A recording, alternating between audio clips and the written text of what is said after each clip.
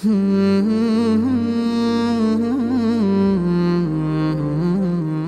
لله رب العالمين، الصلاة والسلام على نبينا محمد وعلى آله وصحبه أجمعين ومن تبعهم بإحسان إلى يوم الدين.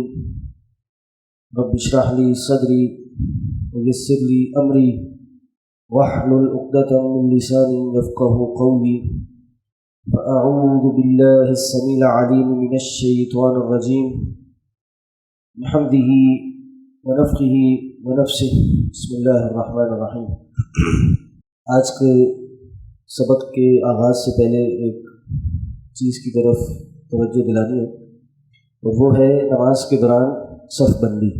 سب سے پہلا مسئلہ یہ سمجھ لیجئے کہ صف بندی کا جو مسئلہ ہے، جو احکام مردوں کے لیے ہیں وہی احکام خواتین کے لیے بھی ہیں، اس میں کوئی فرق نہیں ہے.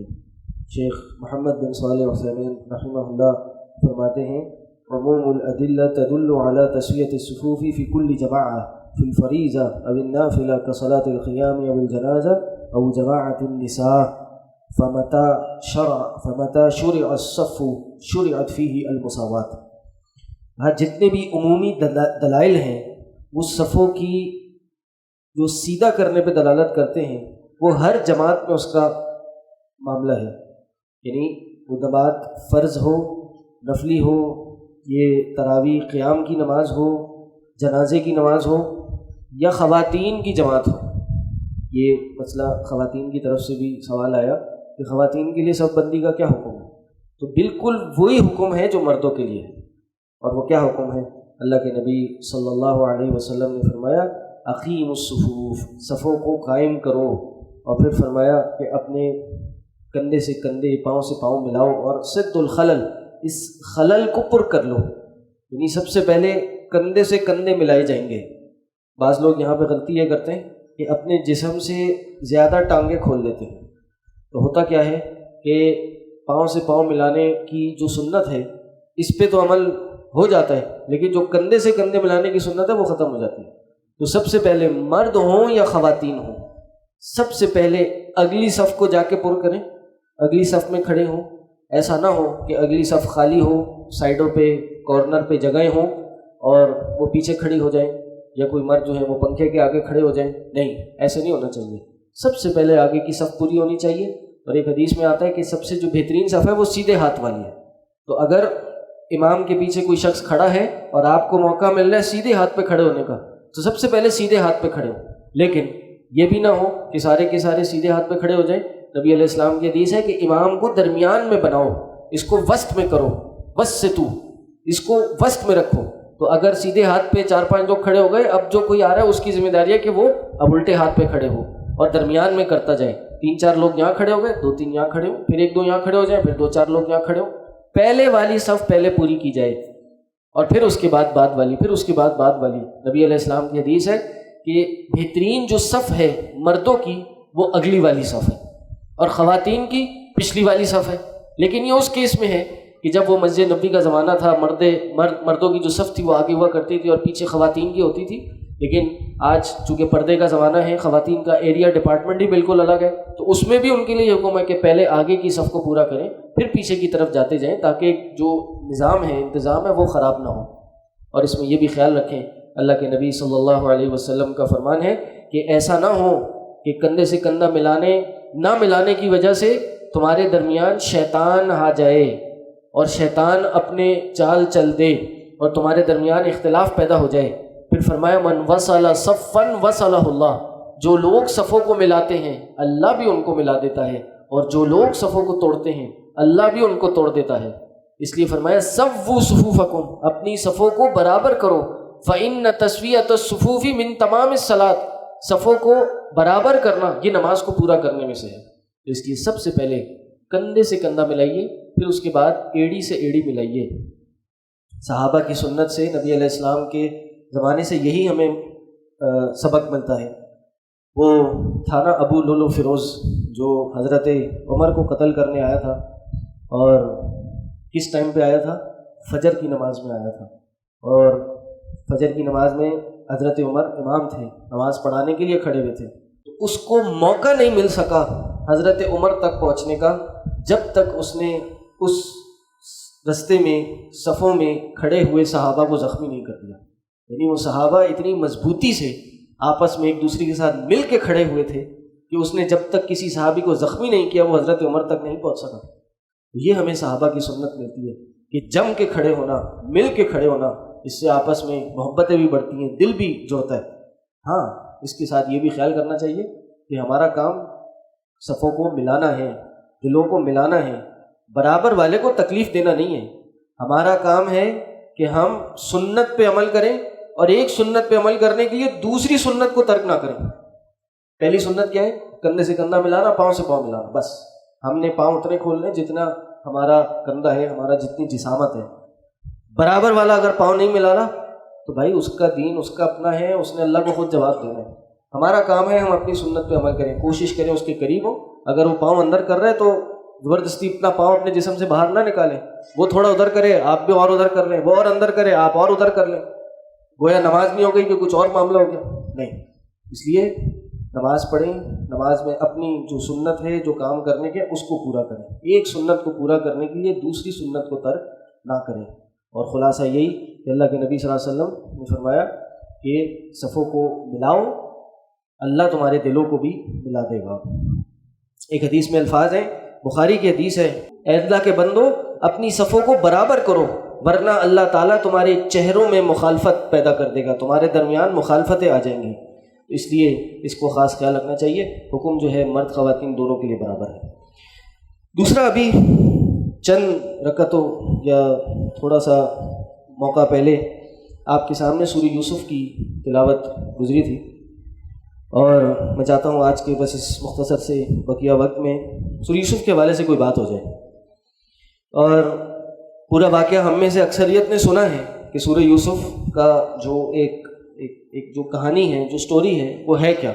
اصل مقصد یہ ہے کہ یہ اس کہانی سے ہمارے سیکھنے کے لیے کیا لیسنز ہیں۔ علماء نے صرف اس ایک سورت پہ کئی کتابیں لکھی ہیں۔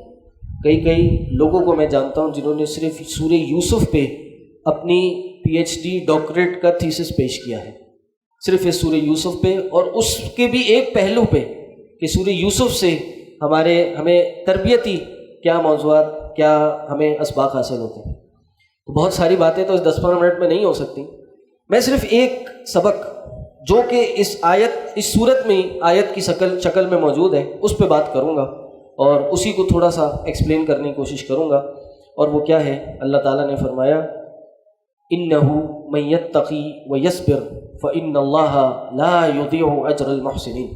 یہ ترجمہ بڑا اہم ہے، اور میں سمجھتا ہوں کہ اگر اس ایک آیت کو ہی ہم یاد کر لیں اور اپنی زندگی میں کہہ لیجئے کہ ان چند باتوں میں جو باتیں ہم نے یاد رکھنی ہیں اس میں سے یہ ایک آیت کو اپنا لیں تو واللہ میں آپ کو بتاؤں ہماری زندگی کی پرائرٹیز چینج ہو جائیں گی، ہماری زندگی درست ہو جائے گی۔ فرمایا إِنَّهُ مَن يَتَّقِي وَيَصْبِرْ، کہ بے شک وہ شخص جو تقوی اختیار کرتا ہے، وَيَصْبِرْ، اور صبر کرتا ہے، تو بس بے شک إِنَّ اللَّهَ لَا يُضِيعُ أَجْرَ الْمُحْسِنِينَ، اللہ تعالیٰ محسنین کے اجر کو ضائع نہیں کرے گا، اس کو ضائع نہیں جانے دے گا۔ تو دو سبق کہ إِنَّهُ مَن يَتَّقِي، جو تقوی اختیار کرے، وَيَصْبِرْ، اور صبر کرے۔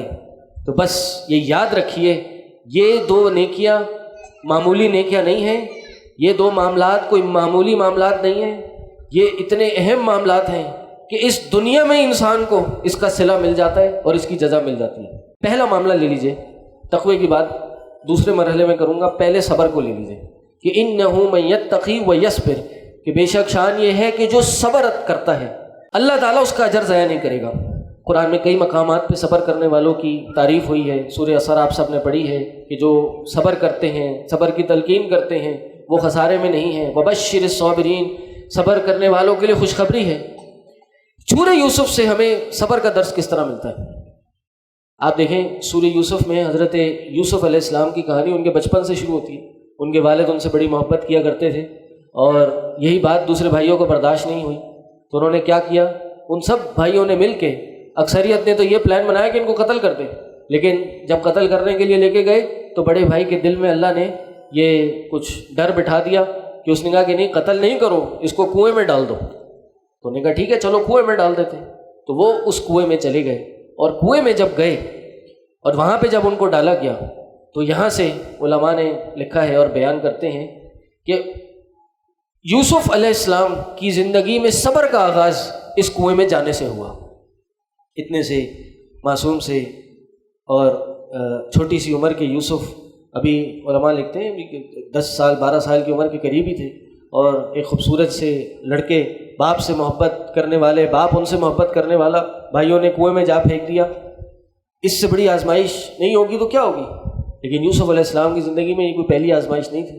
ان کو اس میں ڈالا، وہاں سے وہ نکلتے ہیں. ہم سب کو پتہ ہے کہ وہاں سے ان کو خریدا جاتا ہے اور وہ محل میں چلے جاتے ہیں اور وہاں جا کے غلام بن جاتے ہیں، اور وہاں سے پھر پوری کہانی بنتی ہے.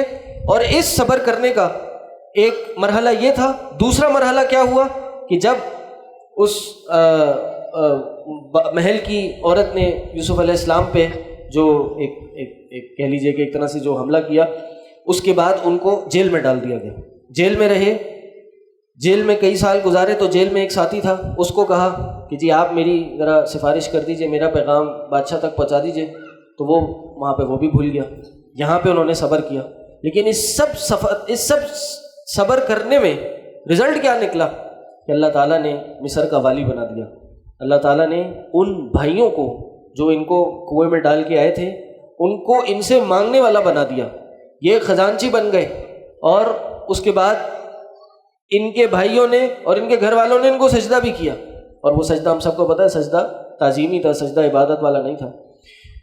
تو ایک تو یہ کہ انہ من یتقی ویصبر فان اللہ لا یضیع اجر المحسنین، یہ صبر کی کہانی. اور یہ ہمیں اور نبی علیہ السلام کے زمانے سے بھی ملتی ہے. ایک عورت تھی اللہ کے نبی صلی اللہ علیہ وسلم کے زمانے میں، اس کو مرگی کے دورے پڑا کرتے تھے. تو وہ اللہ کے نبی صلی اللہ علیہ وسلم کے پاس آئی اور نبی علیہ السلام سے کہا کہ آپ میرے لیے دعا کیجئے کہ مجھے یہ مرگی کے دورے نہ پڑیں. تو اللہ کے رسول صلی اللہ علیہ وسلم نے فرمایا کہ اگر آپ چاہتی ہیں کہ میں آپ کے لیے دعا کر دوں تو دعا کر دوں گا، اور دعا قبول بھی ہو جائے گی، اور پھر یہ بیماری آپ کو نہیں ہوگی. لیکن ان تصبری ولکی الجنہ، اگر آپ صبر کریں، آپ اس پریشانی پہ تھوڑا برداشت کر لیں، تو پھر میں یہ آپ کو گارنٹی دیتا ہوں کہ آپ کے لیے جنت ہی جنت ہے. اس عورت نے، وہ بھی صحابیہ تھی، اس نے کہا کہ اللہ کے رسول صلی اللہ علیہ وسلم پھر ٹھیک ہے، اگر تو جنت کا سودا ہے، اس دنیا میں تھوڑے عرصے صبر کرنا ہے تو پھر ٹھیک ہے، مجھے یہ قبول ہے. لیکن ایک درخواست ہے کہ جب بھی مجھے مرگی کا دورہ پڑتا ہے میں بے حجاب ہو جاتی ہوں، میرا سطر کھل جاتا ہے. آپ اللہ سے دعا کر دیجئے کہ اللہ تعالیٰ جب بھی میرے ساتھ یہ معاملہ کرے تو میرا حجاب نہ اٹھے. راوی حدیث فرماتے ہیں کہ اس کے بعد کئی بار ان کے ساتھ یہ معاملہ ہوا، لیکن جب بھی ان کو یہ دورہ پڑا وہ بے حجاب نہیں ہوئی. اسی طرح شیخ بن باز رحمہ اللہ سعودیہ کے بہت بڑے مفتی اعظم تھے، بہت بڑے عالم دین گزرے. لوگ ان کے بارے میں تبصرہ کرتے ہیں کہ کسی نے اس زمانے میں صحابی دیکھنا ہو تو بن باز کو دیکھ لیں. اور وہ ہیبت تھی ان کی کہ بڑے بڑے بادشاہ اس زمانے کے ان کے سامنے کہتے ہیں گھٹنے ٹیک جایا کرتے تھے، ان کی خدمتیں کیا کرتے تھے. لیکن ایک معاملہ یہ تھا کہ وہ آنکھوں سے نابینا تھے، دیکھ نہیں سکتے تھے. اس کے باوجود وہ ایک مفتی اعظم تھے، علم کا ایک پہاڑ تھے، تقوی کی چوٹی پہ فائز تھے، آنکھوں سے دیکھ نہیں سکتے تھے. تو ترقی ہوئی، تھوڑا زندگی میں آگے بڑھے، اور جب ایک منصب پہ فائز ہو گئے تو لوگوں نے کہا کہ فلاں ملک سے کچھ آنکھیں آئی ہیں، آپریشن کروا لیجئے، آپ کو ہم آنکھیں وہ فٹ کروا دیتے ہیں اور آپ کی بینائی آ جائے گی.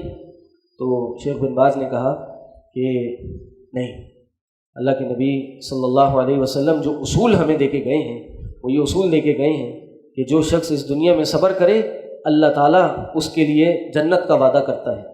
کہا کہ یہ دنیا کی آنکھیں ہیں، میں یہ دنیا کی آنکھیں لگوا کے دنیا کی خوبصورتی دیکھوں گا، لیکن میں اگر یہ آنکھیں نہ لگواؤں تو میں جنت کی خوبصورتی دیکھنا چاہتا ہوں. میں چاہتا ہوں سب سے پہلے مجھے بینائی آئے تو میں جنت کے نظارے کروں، جنت کی عالیشان جو نظارے ہیں ان کو میں دیکھوں. اور یہی ہوا کہ وہ اس دنیا سے چلے گئے. تو یہ پہلا اس آیت کا سبق تھا کہ انہ من یتقی ویصبر، کہ بے شک وہ شخص جو تقوی اختیار کرے اور صبر کرے. اللہ تعالیٰ اس کا اجر ضائع نہیں کرتا۔ اور دوسرا جو کہ میں سمجھتا ہوں یعنی جو یوسف علیہ السلام کے قصے سے بڑا اہم ہے، وہ کیا کہ جو تقوی اختیار کرتا ہے، اللہ کا ڈر اختیار کرتا ہے، اللہ تعالیٰ اس کو ضائع نہیں کرتا۔ اور ایک اصول اور وہ یہ ہے کہ من ترک للہ شیئا عوضہ اللہ خیرا منہ، کہ جو کوئی بھی اللہ کے لیے کوئی چیز کو ترک کر دیتا ہے، اللہ تعالیٰ اس کے بدلے اس سے اچھا اس کو عطا کر دیتا ہے۔ یوسف علیہ السلام کی قصے میں انہوں نے اللہ کے لیے اس عورت کے اس حملے کو یا اس موقع کو، اس دعوت کو ترک کیا، اللہ تعالیٰ نے اس سے کہیں بہتر ان کو عطا کر دیا۔ اگر ایک انسان اس دنیا میں اللہ کے لیے کسی گناہ کو چھوڑتا ہے، اللہ کے لیے گناہوں کی زندگی چھوڑتا ہے، اللہ کے لیے تقوی پہ آتا ہے، ایسا ہو نہیں سکتا کہ اللہ تعالیٰ اس کو اس دنیا میں بلندی مقام عطا نہ کرے، ایسا ہو نہیں سکتا کہ اللہ تعالیٰ اس کو رفعت عطا نہ کرے۔ بعض اوقات انسان گناہ چھوڑتا ہے، وہ اس لیے چھوڑتا ہے وہ کر نہیں سکتا اس گناہ کو۔ بعض اوقات گناہ کرنے میں پیسے چاہیے ہوتے ہیں، ٹائم چاہیے ہوتا ہے، جسمانی قوت طاقت چاہیے ہوتی ہے، نہیں ہوتی ہے کہ انسان کے پاس نہیں کر سکتا ہوتا۔ یہ کوئی کمال نہیں ہے، کمال یہ ہے کہ انسان گناہ کر سکتا ہو اور پھر وہ نہ کرے۔ یوسف علیہ السلام کی مثال ان کی کہانی اس اصول کی کہ ایک انسان گناہ کر سکتا ہو اور پھر نہ کرے، یہ ایک بہترین مثال ہے۔ کیسے؟ ہم سب کو پتہ ہے کہ یوسف علیہ السلام اس محل میں تھے اور اس عورت نے جو اس مصر کے بادشاہ کی بیوی تھی، یوسف علیہ السلام ان کے گھر میں ہوا کرتے تھے، تو اس عورت نے ان کو برائی کی دعوت دی۔ اور یہ برائی کی دعوت کس طرح تھی؟ یہ کوئی دنیا کے سامنے نہیں تھی، کھلم کھلا نہیں تھی۔ کس طرح یوسف علیہ السلام اس برائی کے کرنے پہ قادر تھے، کیسے قرائن اس برائی پہ ابھارنے کے لیے یوسف علیہ السلام کو پکار رہے تھے، لیکن پھر بھی یوسف علیہ السلام اللہ کا ڈر کھاتے گئے اور اس سے بچتے گئے۔ یوسف علیہ السلام سب سے پہلے یاد رکھیے بالکل نوجوان تھے۔ نوجوانی میں انسان کی خواہش اپنے عروج پہ ہوتی ہے، نمبر 1۔ نمبر 2، غیر شادی شدہ تھے یوسف علیہ السلام، ان کے پاس اپنی اس ضرورت کو پوری کرنے کے لیے کوئی حلال طریقہ بھی وہاں موجود نہیں تھا۔ نمبر 3، وہ اجنبی تھے، ایسا نہیں تھا کہ ان کو جاننے والے کئی اور لوگ وہاں پہ موجود تھے، ورنہ ایک بندہ منصب والا مقام والا ہو اس کو ڈر لگتا ہے، لوگ اس کو جانتے ہیں، اگر میں نے کوئی گناہ کر لیا تو میرے بھی لوگوں میں بدنامی ہوگی۔ لیکن یوسف علیہ السلام اس وقت اجنبی تھے، غلام تھے۔ غلام کے بھی کم حکم ہوتے ہیں شریعت میں، ایک آزاد آدمی کی پکڑ زیادہ ہے، غلام کی پکڑ کم ہے، ان کی دیت زیادہ ہے آزاد کی، عام آدمی کی دیت کم ہوتی ہے۔ اسی طرح یوسف علیہ السلام کو جس عورت نے دعوت دی، کیا خیال ہے وہ بادشاہ کی بیوی تھی تو اس کی خوبصورتی میں کوئی کمی ہوگی؟ بادشاہ کی بیوی، بادشاہ نے اپنے لیے بہترین خوبصورت عورت چنی ہوگی، اس عورت نے ان کو دعوت دی۔ اور بعض روایات میں آتا ہے کہ وہ خاص طور پہ یوسف علیہ السلام کے لیے اس موقع کے لیے تیار ہوئی تھی، بعض تفاسیر میں یہاں تک لکھا ہے۔ اسی طرح خلوت تھی، اور خلوت بھی کوئی ایک کسی باہر کے علاقے میں نہیں تھی، محل میں تھی۔ محل کے اندر کئی دروازوں کے بند کرنے کے بعد تھی، کئی دروازے تھے کہ کوئی اجنبی آئے تو اس کو کئی زیادہ بیریئرز کراس کر کے آنا تھا۔ اسی طرح تنہائی خلوت تھی، اور اس طرح عورت سیدنا یوسف علیہ السلام کو اس عورت نے خود دعوت دی تھی ایسے مقام پہ کہ جب ایک انسان کو ایک عورت خود دعوت دے تو بعض اوقات اس کے لیے صبر کرنا بڑا مشکل ہوتا ہے۔ اور اسی کی تعریف اللہ تعالیٰ نے قرآن میں حدیث میں کی ہے کہ قیامت کے دن عرش الہی کا سایہ 7 لوگوں کو نصیب ہوگا۔ کتنے لوگوں کو؟ 7 لوگوں کو نصیب ہوگا۔ اور اس میں سے ایک شخص کون ہے؟ ایک شخص جس کو منصب والی اور جمال والی عورت دعوت دے اور وہ اس دعوت کو رد کر دے اور کہے انی اخاف اللہ، میں اللہ سے ڈرتا ہوں۔ تو آپ دیکھیے کس طرح کتنے موقع تھے یوسف علیہ السلام کو گناہ کرنے کے لیے، لیکن وہ انہوں نے نہیں کیا۔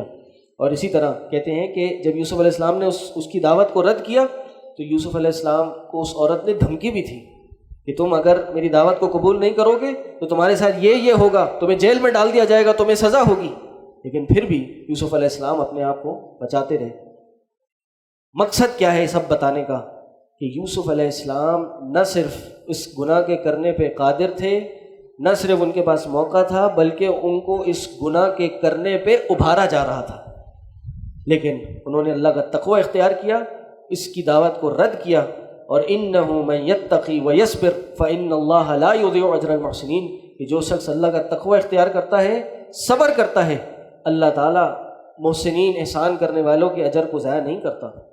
اسی طرح نبی علیہ السلام کی بہت سی تعلیمات ہیں جس سے ہمیں یہ سبق ملتا ہے کہ انسان اگر تقوی اختیار کرے، انسان ایک کام کرے اس دنیا میں، اللہ تعالیٰ اس کے بدلے میں اس کو اس سے بہتر عطا کرتا ہے۔ نبی علیہ السلام نے فرمایا من تواضع للہ رفعہ اللہ، جو اللہ کے لیے تواضع اختیار کرتا ہے، اپنے آپ کو ہلکا کرتا ہے، ہلکا دکھاتا ہے، اللہ تعالیٰ اس کو اس دنیا میں بلندی عطا کر دیتا ہے۔ اسی طرح اللہ کے نبی صلی اللہ علیہ وسلم کی حدیث ہے کہ میں اس شخص کے لیے جنت کے کونے میں گھر کا وعدہ کرتا ہوں، کس کے لیے؟ لمن ترک المراء وان کان محقا، کہ جو لڑائی کو چھوڑ دے اگرچہ وہ حق پہ ہو، اگرچہ وہ صحیح ہو، پھر بھی لڑائی کو چھوڑ دے اللہ کے لیے، تو میں جنت میں اس کے لیے گھر کا وعدہ کرتا ہوں۔ اسی طرح فرمایا کہ میں اس شخص کے لیے جنت کے بیچوں بیچ گھر کا وعدہ کرتا ہوں جو جھوٹ کو چھوڑ دے اگرچہ وہ مزاح میں کر رہا ہو، مزاح کرتے ہوئے بھی جھوٹ کو ترک کر دے۔ اگر وہ گھر چاہتا ہے جنت کے وسط میں تو یہ مذاق کرتے ہوئے بھی جھوٹ کو چھوڑ دے۔ پھر فرمایا کہ اس شخص کے لیے جنت کے اعلیٰ مقام پہ گھر کا میں وعدہ کرتا ہوں جو اپنے اخلاق کو اچھا کرتا ہے۔ تو اس لیے اللہ تعالیٰ کبھی بھی اس شخص کے تقوی کو، اللہ تعالیٰ کبھی بھی اس شخص کے صبر کو ضائع نہیں کرتا۔ اللہ تعالیٰ قرآن میں فرماتا ہے کہ من یتق اللہ یجعل لہ مخرجا، کہ جو شخص بھی اللہ کا تقوی اختیار کرتا ہے اللہ اس کے لیے آسانی کا رستہ بنا دیتا ہے۔ ومن یتق اللہ یجعل لہ من امرہ یسرا، جو اللہ کا تقوی اختیار کرتا ہے اللہ اس کے لیے آسانی کا رستہ بنا دیتا ہے۔ ہمارے لیے کیا اس میں اگزامپل ہے؟ وہ یہ کہ آج اگر کوئی کام اللہ کے لیے چھوڑتا ہے، اللہ کے لیے ترک کرتا ہے، تو ایسا نہیں ہے کہ اللہ تعالیٰ اس کے معاملات ختم کر دے گا، اس کے لیے سارے دروازے بند ہو جائیں گے۔ نہیں، وہ اگر آج اللہ کے لیے کوئی حرام کاروبار چھوڑ رہا ہے، وہ کوئی سودی ٹرانزیکشن چھوڑ رہا ہے، وہ کوئی حرام کام چھوڑ رہا ہے، وہ کوئی فحاشی کا کام چھوڑ رہا ہے، اللہ کے لیے چھوڑ رہا ہے، تو ایسا نہیں ہوگا کہ اس کی زندگی رک جائے گی، اس کے دروازے بند ہو جائیں گے۔ ہاں، وقتی طور پہ آزمائش آتی ہے، اللہ تعالیٰ اپنے بندے کو چیک کرتا ہے کہ ہاں بھائی کتنے پانی میں ہیں، لیکن ایسا کبھی نہیں ہوتا کہ اس کی زندگی ہی ختم ہو جائے، اس کو رزق ملنا بند ہو جائے، بلکہ کبھی کبھار، بلکہ اکثر اللہ تعالیٰ اس کے لیے رزق کے ایسے دروازے کھولتا ہے کہ وہاں سے وہ گمان بھی نہیں کرتا۔ اس لیے اللہ سے دعا ہے اللہ تعالیٰ ان سب باتوں کو سمجھنے کی اور ان پہ عمل کرنے کی توفیق عطا کرے۔ وآخر دعوانا الحمد للہ رب العالمین، سبحانک اللہم وبحمدک اشہد ان لا الہ الا انت استغفرک واتوب الیک۔ السلام علیکم ورحمۃ اللہ وبرکاتہ۔ كتاب الرسل والهدي